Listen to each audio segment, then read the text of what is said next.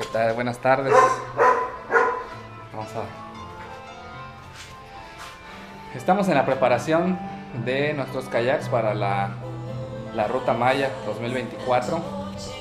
Tenemos el kayak Neki Amaruk que vamos a llevar Diana y yo.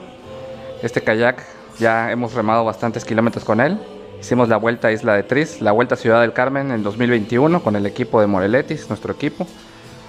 Que es un kayak tándem, como pueden ver ahorita está sucio, pero lo vamos a dejar al 100. Y pues bueno, este es donde vamos Diana y yo. Así que pues bueno, vamos a hacer un pequeño clip porque esto se pone bueno.